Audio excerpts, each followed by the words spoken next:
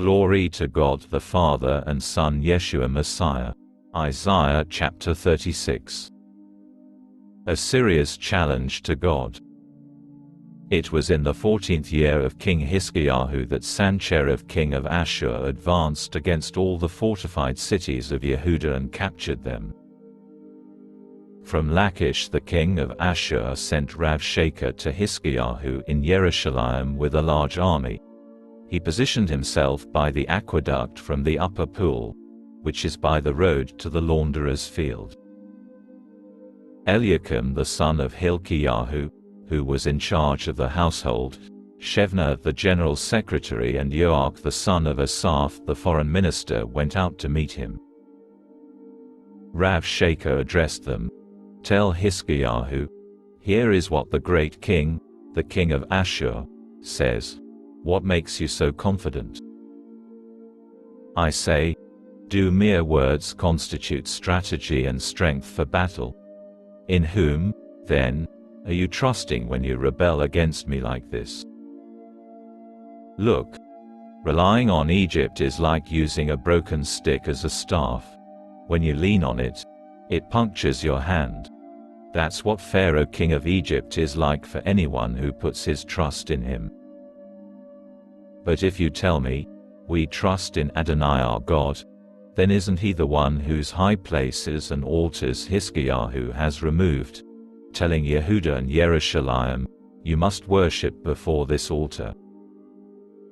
All right, then, make a wager with my lord the king of Ashur.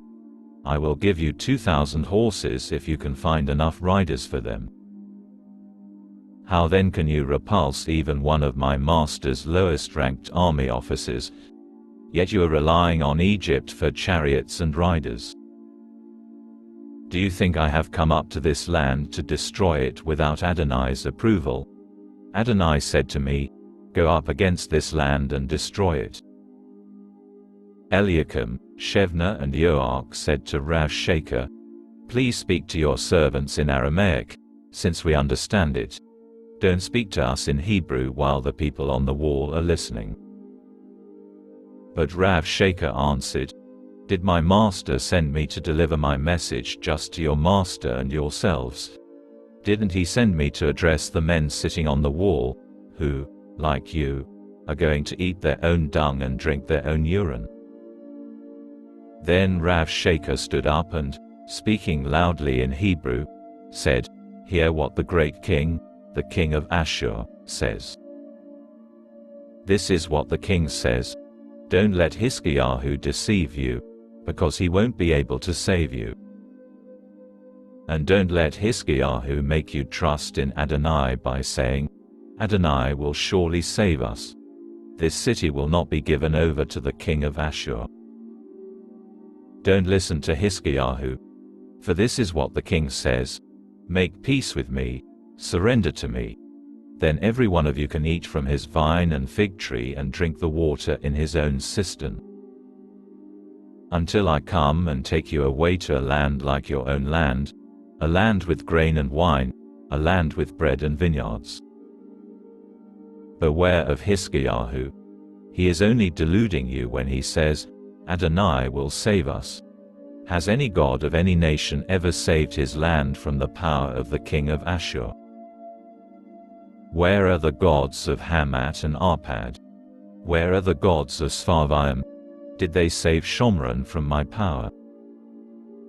Where is the God of any of these countries that has saved its country from my power, so that Adonai might be able to save Jerusalem from my power? But they kept still and didn't answer him so much as a word, for the king's order was, don't answer him. Then Eliakim the son of Hilkiyahu, who was in charge of the household, Shebna the general secretary and Yoach the son of Asaph the foreign minister went to Hiskiyahu with their clothes torn and reported to him what Ravshakeh had said.